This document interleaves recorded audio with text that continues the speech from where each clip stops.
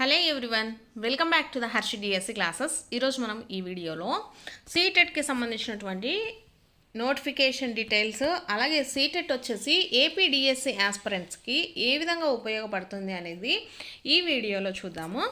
So మనకు సీటెట్కి సంబంధించినటువంటి notification అయితే ఆల్రెడీ రిలీజ్ అయిందండి. మే 10నే మనకు రిలీజ్ అయితే అయ్యింది సీటెట్కి సంబంధించిన నోటిఫికేషన్.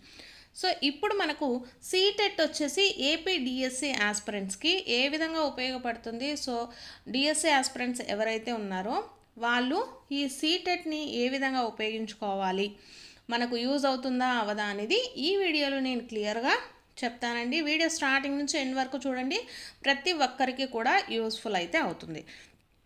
సో దీంట్లో మనకు ఏపీ డిఎస్సికి సంబంధించి ఎలా యూజ్ అవుతుంది అంటే, మనకు డిఎస్సి నోటిఫికేషన్ అనేది సెప్టెంబర్ మంత్లో వేస్తామని మనకు ఆల్రెడీ జాబ్ క్యాలెండర్లో రిలీజ్ చేయడం జరిగింది. సెప్టెంబర్ 13th ఎన్నికలు ఇవన్నీ కొంచెం అటు ఇటు వేసినా కూడా మనకు నోటిఫికేషన్ అయితే కంపల్సరీగా వస్తుందండి. సో అది మనకు ఏపీ డిఎస్సికి సంబంధించిన నోటిఫికేషన్ వస్తుంది. సో చాలామంది వచ్చేసి టెట్ అనేది క్వాలిఫై అవ్వలేదు. సో టెట్ వచ్చేసి క్వాలిఫై అవని వాళ్ళండి. టెట్ క్వాలిఫై అవ్వలేదు, క్వాలిఫై కాని వాళ్ళ కోసము ఏం చేయాలి అంటే, వాళ్ళు సీటెట్ అయితే అప్లై చేసుకోండి. సీటెట్ వచ్చేసి అప్లై అయితే చేసుకోండి. సెప్టెంబర్లోనే మనకు సీటెట్కి సంబంధించినటువంటి ఎగ్జామ్కి రిలీజ్ అవుతుందండి. సెప్టెంబర్లోనే మనకి ఎగ్జామ్ ఉంటుందండి. సండేనో ఫస్ట్ వీక్లోనే ఉంటుంది. సో కాబట్టి ఈ సీటెట్ అనేది మనకు సెప్టెంబర్ లోపు కంప్లీట్ అయితే అయిపోతుంది. ఇవి మనకు జనరల్గా ఇవి వచ్చేసి టైం టు టైం అనేది జరిగిపోతుందండి. ఎగ్జామ్స్ అనేది వీటికి వచ్చేసి మనకు ముందుగానే నోటిఫికేషన్స్ వేయడము, వాటికి డేట్స్ ఇచ్చేయడం, ఆ డేట్స్లో కంపల్సరీ ఎగ్జామ్ అనేది నిర్వహించడం జరుగుతుంది. కాబట్టి మనకు సెప్టెంబర్లోనే ఈ ఎగ్జామ్ అనేది కంప్లీట్ అయిపోతుంది, ఫస్ట్ వీక్లోనే.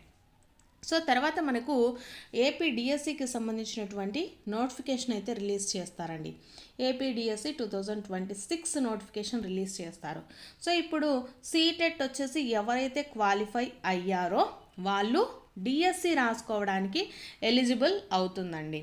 సో ఇది అందరికీ తెలిసిన విషయమే. ఎవరైతే కొత్తగా ప్రిపేర్ అవుతున్నా, లేదో మొన్న టెట్లో చాలామంది ఎవరైనా కొంతమంది ఎక్కువ స్కోర్ చేయలేదు అన్న వాళ్ళకు కూడా ఈ సీటెట్ అనేది యూస్ఫుల్ అవుతుందండి.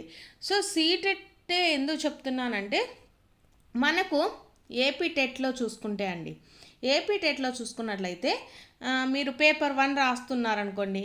పేపర్ 1లో వచ్చేసి మీరు దాదాపుగా 3rd క్లాస్ నుంచి 8th class are 10th class కూడా చదవాల్సి ఉంటుంది. అది మీ అందరికీ తెలిసింది. ఏపీ టెట్ ఇప్పటివరకు ఎవరైతే రాసారో వాళ్ళందరికీ తెలిసిన విషయం ఏంటంటే, పేపర్ 1 అంటే 3rd క్లాస్ నుంచి 8th క్లాస్ వరకు చదవాలి, అప్ టు 10th క్లాస్ వరకు అనేసి కూడా మనకు ఇవ్వడం జరుగుతుంది. సో 3rd నుంచి 10th క్లాస్ వరకు చదవటం వల్ల ఎవరైతే ఫస్ట్ అటెంప్ట్స్ రాస్తున్నారో, లేదు కొంత గ్యాప్ వచ్చినా కూడా కొన్ని టైం లేకపోవడం వల్ల, సో చాలామంది వచ్చేసి టెట్లో చాలా తక్కువగా స్కోర్ అయితే చేయడం జరిగింది. సో టెట్లో ఎవరికైతే 120 బిలో ఎవరైతే ఉన్నారో, సో వాళ్ళందరూ కూడా మీకు టైం ఉంటే సీటెట్ కంపల్సరీ రాయండి. సీటెట్ రాసినట్లయితే సీటెట్లో వచ్చేసి మీకు నోటిఫికేషను మీకు ఆల్రెడీ ఒకసారి చూపిస్తానండి. నోటిఫికేషన్ కూడా సీటెట్లో వచ్చేసి మీకు ఎన్ఆర్సిటీలో మనకు 3rd నుంచి ఓన్లీ 5th క్లాస్ వరకే చదవాల్సి ఉంటుందండి. ఎన్ఆర్సిటీ బుక్స్ 3rd నుంచి 5th క్లాస్ వరకే చదవాలి. అలాగే పేపర్ 2 ఎవరైతే ప్రిపేర్ అవుతున్నారో వాళ్ళు ఓన్లీ 6th నుంచి 8th క్లాస్ వరకు మాత్రమే చదవాలండి. సో వీళ్ళకు అప్ టు 10th క్లాస్ వరకు అనేది లేదు. పేపర్ 1 రాసే వాళ్ళు ఏంటంటే, పేపర్ 1 అండి, వీళ్ళు 1 to 5th క్లాస్ వరకే టీచ్ చేయడం జరుగుతుంది. మన ఏపీలో కూడా అదే జరుగుతుంది.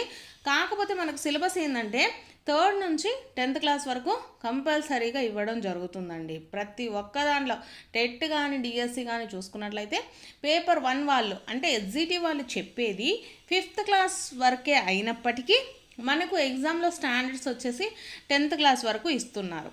సో మీకు కాబట్టి ఎవరైతే సీటెట్ రాయాలి అనుకున్నవారు, అంటే ఇప్పుడు టెట్ క్వాలిఫై అవని వాళ్ళు కానివ్వండి, టెట్లో ఎక్కువ స్కోర్ చేయాలి అనుకున్న వాళ్ళు, సో ఇప్పుడు ఇంగ్లీష్ మీడియం వాళ్ళు కూడా ఉన్నారు కదా. సో ఇంగ్లీష్ మీడియం వాళ్ళకైతే ఈజీగానే ఉంటుందండి.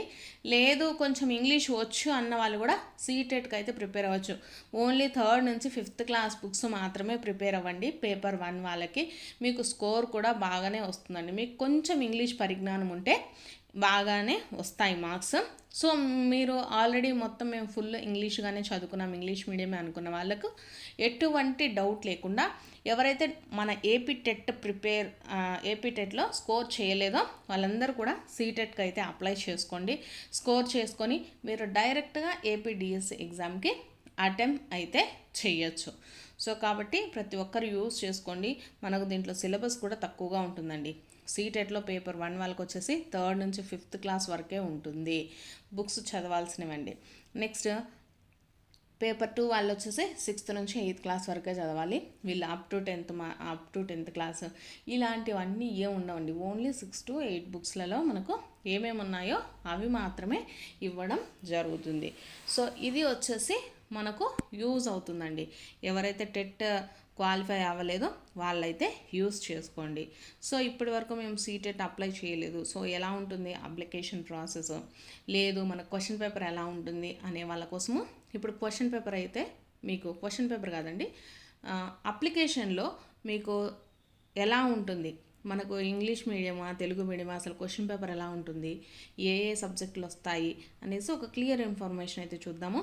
సో దీని గురించి ఇంకా ఎక్కువ ఇన్ఫర్మేషన్ మాకు కావాలి అనుకున్న వాళ్ళు కింద కామెంట్ అయితే చేయండి. దానికి సంబంధించి మీకు ఎక్కువగా ఇన్ఫర్మేషన్ అనేది ఇవ్వడం జరుగుతుంది. ఇప్పుడు నోటిఫికేషన్ వచ్చేసి ఒకసారి చూపిస్తాను. నోటిఫికేషన్లో ఏంటి అనేసి ఒకసారి క్లియర్గా అయితే చూడండి. సో ఎవరైతే కొత్తగా ప్రిపేర్ అవుతున్నారో సీటెట్కి సంబంధించి ఇది నోటిఫికేషన్ అండి. నేను కింద డిస్క్రిప్షన్లో లింక్ ఇస్తాను, ఒకసారి అయితే చెక్ చేసుకోండి. సో సీటెట్ నోటిఫికేషన్ వచ్చేసి మనకు ఆల్రెడీ 10th రిలీజ్ అయిందని చెప్పాను కదా. అప్లికేషన్ ప్రాసెస్ కూడా మనకు 11th నుంచే స్టార్ట్ అయిందండి. అప్లికేషన్ ప్రాసెస్ వచ్చేసి 11th May నుంచి స్టార్ట్ అయింది. సో మనకు ఇది వచ్చేసి June 10th వరకు కూడా ఉంటుంది, అప్లై అయితే చేసుకోవచ్చు.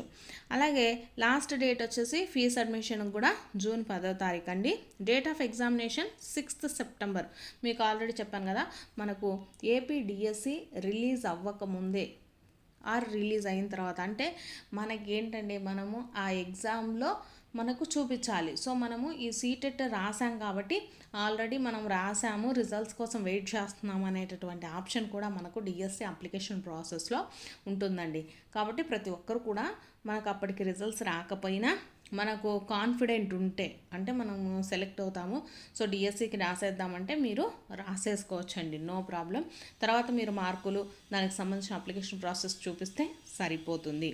సో కాబట్టి 6th Septemberలోకి మనకు ఎగ్జామ్ అనేది కంప్లీట్ అయిపోతుందండి. కాబట్టి ప్రతి ఒక్కరు కూడా ఈ అవకాశాన్ని అయితే యూజ్ అయితే చేసుకోండి. సో ఇది కూడా అదేనండి, మనకు వీళ్ళు వచ్చేసి మనకు చాలా రోజులు తరబడి అయితే ఎగ్జామ్స్ అనేది పెట్టరండి. పేపర్ 1కి సంబంధించి ఒకరోజు ఎగ్జామ్ పెడతారు, పేపర్ 2కి సంబంధించి ఒకటి, అది కూడా మనకు ఆన్లైన్లో కాబట్టి ఇవి వచ్చేసి పేపర్ 2 వచ్చేసి మార్నింగ్ షిఫ్ట్లో పెడతారండి, పేపర్ 1 వచ్చేసి ఈవినింగ్ షిఫ్ట్లోనే పెడతారు. అందరికీ ఒకే పేపర్ ఉంటుంది స్టేట్ వైడ్గా. సో ఇక్కడ మనకు చూసుకున్నట్లయితే ఎక్కువ మంది ఎవరైనా ఉంటే అంటే అప్లికెంట్స్ ఎక్కువగా ఉంటే సాటర్డే రోజు కూడా ఎగ్జామ్ అనేది కండక్ట్ చేయబడుతుంది అనేసి ముందుగానే ఇవ్వడం జరిగింది. నెక్స్ట్ చూసుకున్నట్లయితే మొత్తం దీంట్లో మన టెట్కి ఎలా అప్లై చేసుకుంటామో మొత్తం అప్లికేషన్ ప్రాసెస్ అంతా కూడా అదేనండి. డబ్బులు ఎలా పే చేయాలి అదంతా కూడా మనకు సేమ్గానే ఉంటుంది. అప్లికేషన్ ప్రాసెస్ మీరు ఆల్రెడీ అప్లై చేసే ఉంటారు, ఒకసారి అయితే చూసుకోండి. సో ఇక్కడ మనకు జనరల్ కేటగిరీ ఓబీసీ వాళ్ళకు వచ్చేసి 1000 రూపీస్ ఉంటుందండి. పేపర్ 1 ఆర్ పేపర్ 2, పేపర్ 1 రాయాలి 2 రాయాలంటే సపరేట్ మనీ అయితే చెల్లించాల్సి ఉంటుంది. పేపర్ 1కి వచ్చేసి 1000 రూపీస్ అండి. బోత్ 1 and 2కి అయితే 1200 రూపీస్ అనేసి ఇచ్చారు. సో తక్కువగానే ఇచ్చారండి. ఇందాక చెప్పినట్టు కాకుండా only paper 1 are paper 2 only ఒక పేపర్ రాసే వాళ్ళకి 1000 అండి, 2 రాస్తే 1200. నెక్స్ట్ ఎస్సీ ఎస్టీ అలాగే డిఫరెంట్ అబల్డ్ పర్సన్స్ వచ్చేసి 500 రూపీస్ ఒక పేపర్ రాసే వాళ్ళకు. సో 2 పేపర్స్ వీళ్ళు రాస్తున్నట్టయితే 600 రూపీస్ అయితే పే చేయాల్సి ఉంటుంది. నెక్స్ట్ చూసుకున్నట్లయితే సో ఇక్కడ వచ్చేసి మీకు నెక్స్ట్ మీకు చూపించాల్సింది వచ్చేసి సిలబస్ అండి. చాలామంది కన్ఫ్యూజ్ అవుతూ ఉంటారు కదా, సిలబస్ అలాగే ఎగ్జామ్ ఎప్పుడు జరుగుతుందంటే మనకు నార్మల్ మన టెట్ ఎగ్జామ్ ఎలా జరుగుతుందో అదేలాగా జరుగుతుందండి. పేపర్ 2కి వచ్చేసి టైమింగ్స్ 9:30 to 12 వరకు, పేపర్ 1కి వచ్చేసి టైమింగ్స్ 2:30 నుంచి 5 వరకు, 2:30 గంట మనకు ఎగ్జామ్ అనేది ఉంటుంది. సో ఫీజ్ డీటెయిల్స్ కూడా చెప్పాను. సో ఇక్కడ మనకు సిలబస్ చూపిస్తానండి ఒక్కసారి. ఎవరైతే ఫస్ట్ టైం రాస్తున్నారో, లేదు ఇప్పుడు నేను డిఎస్సి రాయాలి, టెట్ ఇప్పుడు సీటెట్ కంపల్సరీగా క్వాలిఫై అవ్వాలి అనుకున్న వాళ్ళకి ఒకసారి చూద్దాం. సో ఇక్కడ there will be 2 papers of CTET అండి. పేపర్ 1 వచ్చేసి 1 to 5 వాళ్ళకి, నెక్స్ట్ పేపర్ 2 వచ్చేసి ఇక్కడ 6th to 8th వరకు అండి. సో ఇక్కడ ఏమిస్తారంటే a person who intends to be a teacher for both levels ఇక్కడ will have to appear in both papers, 2 పేపర్లు కూడా రాయొచ్చు, 2 రాయాలి అనుకున్న వాళ్ళకి. సో ఇక్కడ ఏమేమి ఉంటాయి అంటే చైల్డ్ డెవలప్మెంట్ పెడగాలజీ అండి. మనము చదివేదే ఉంటుంది, మన సైకాలజీలో ఏముంటుందో అదే ఉంటుంది, కాకపోతే ఇంగ్లీష్లో ఉంటుంది. సో 30 క్వశ్చన్స్ ఇస్తారు. మ్యాథ్స్ ఉంటుందండి, ఎన్విరాన్మెంటల్ స్టడీస్ ఉంటుంది, లాంగ్వేజ్ 1 లాంగ్వేజ్ 2 ఉంటుంది. సో లాంగ్వేజ్ 1 లాంగ్వేజ్ 2లలో మీరు ఏదో ఒక లాంగ్వేజ్ని తెలుగు కూడా సెలెక్ట్ చేసుకోవచ్చు, ఇంకొకటి ఇంగ్లీష్ చేసుకోవచ్చు. సో ఇంగ్లీష్ గ్రామర్కి సంబంధించి ఉంటుందండి. సో మీరు లాంగ్వేజ్ 1 తెలుగు సెలెక్ట్ చేసుకున్నారనుకోండి, తెలుగుకి సంబంధించినటువంటి క్వశ్చన్స్ ఇవ్వడం జరుగుతుంది. సో ఇవన్నీ కలిసి 150 మార్క్స్కి ఉంటుందండి. నెక్స్ట్ ఇక్కడ చూడండి, మీకు the test will be in the language, I will focus on the professions related to the medium of instructions అండి. ఇక్కడ ఏమేమైతే ఇచ్చారో ద టెస్ట్ ఐటమ్స్ ఇక్కడ మనం చూసుకున్నట్లయితే ఇవి కంపల్సరీగా ఇంగ్లీష్లోనే ఉంటాయండి. చైల్డ్ డెవలప్మెంట్ కానీ, మ్యాథమెటిక్స్ కానీ, ఎన్విరాన్మెంటల్ స్టడీస్ కానీ, ఈ 3 కూడా మనకు ఇంగ్లీషు హిందీ ఈ రెండిట్లోనే క్వశ్చన్స్ వస్తాయి. మనకు ఏ క్వశ్చన్ పేపర్ అయినా 2 లాంగ్వేజెస్లో ఉంటుంది. ఇక్కడ మనకు child development, mathematics, environmental studies English English అనేది మ్యాండేటరీ అండి, ప్రతి ఒక్కరికి ఇంగ్లీష్ అనేది ఉంటుంది. సో మిగిలిన వాళ్ళు అంటే హిందీ వాళ్ళు కానివ్వండి, తమిళ్ వాళ్ళు కానివ్వండి, వాళ్ళకి సంబంధించి వాళ్ళ లాంగ్వేజ్లో వస్తుంది.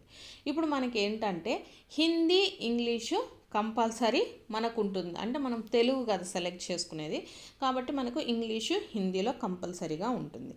కానీ ఈ లాంగ్వేజ్ 1 లాంగ్వేజ్ 2లలో కంపల్సరీగా మీరు తెలుగు కావాలి మాకు అనుకుంటే లాంగ్వేజ్ 1 30 క్వశ్చన్స్ వరకు తెలుగు వస్తుందండి. లాంగ్వేజ్ 2 మీరు ఇంగ్లీష్ గ్రామర్ సెలెక్ట్ చేసుకుంటారు కాబట్టి ఇంగ్లీష్లో 30 క్వశ్చన్స్ అనేటివి వస్తాయి. నెక్స్ట్ చూసుకున్నట్లయితే సో అదేంటి అంటే ఇక్కడ మీకు ఇచ్చారు చూడండి, language 2 will be the language of other than the language 1, వేరేదై ఉంటుందండి. A candidate may choose any 1 language as the language 1 and other as language 2 from the available languages options and will be required to specify the same in the confirmation page. కన్ఫర్మేషన్లో మనం కరెక్ట్గా ఇవ్వాలండి. So ఏ languages అయితే English అయితే 1, హిందీ అయితే 2, అలాగే ఇక్కడ మన తెలుగు కూడా ఉందండి, తెలుగు వచ్చేసి 18th. సో 18 అని మనం ఆడ ప్రిఫర్ చేస్తే మనకు ఒక 30 క్వశ్చన్స్ వరకు తెలుగులో వస్తాయి. ఇక్కడ చూసుకున్నట్లయితే మనకు సిలబస్ చూద్దామండి. The test items in the mathematics environmental studies will focus on the concept, problem solving abilities and pedagogy understanding and applications of the subjects. In all these subject areas, the test will be evenly distributed over the difficult divisions of the syllabus of the subject prescribed for the 1 to 5th class by NCERT అండి. So ఇంతవరకు మాత్రమే వస్తుంది. So కాబట్టి కంపల్సరీగా మీరు సీటెట్కి అనేది apply చేసుకోండి. So ఇప్పుడు మీకు అర్థమైంది కదండి, ఇక్కడ చైల్డ్ డెవలప్మెంట్లో 30 వస్తుంది, మ్యాథమెటిక్స్లో 60 క్వశ్చన్స్ వస్తాయి, అలాగే మ్యాథమెటిక్స్ ఆర్ సైన్స్ అండి, ఇది పేపర్ 2 వాళ్ళకి. పేపర్ 2 వాళ్ళకి మ్యాథమెటిక్స్ ఆర్ సైన్స్ వాళ్ళకైతే 30 క్వశ్చన్స్ 60 ఉంటాయి. సోషల్ ఆర్ సైన్స్ వాళ్ళకి వచ్చేసి 60 ఉంటాయండి. లాంగ్వేజ్ 2 వచ్చేసి మీకు ఎవరికైనా సరే ఒకేలాగా ఉంటుంది, లాంగ్వేజ్ 1 లాంగ్వేజ్ 2 మీకు సంబంధించి సెలెక్షన్ అయితే ఉంటుంది. సో ఇది వచ్చేసి సీటెట్కి సంబంధించినటువంటి అప్లికేషను. అలాగే మీరు ప్రతి ఒక్కరు కూడా చూసుకోండి. ఎవరైతే కొత్తగా రాస్తున్నారో. So main question paper shall be bilingual Hindi ఇంగ్లీష్లో కంపల్సరీగా క్వశ్చన్ పేపర్ అనేది ఉంటుంది. ఓన్లీ మనకు లాంగ్వేజ్ ఆప్షన్స్లలో మాత్రమే మనకు తెలుగు ఆర్ ఇంగ్లీష్ అనేది సెలెక్ట్ చేసుకోవచ్చు.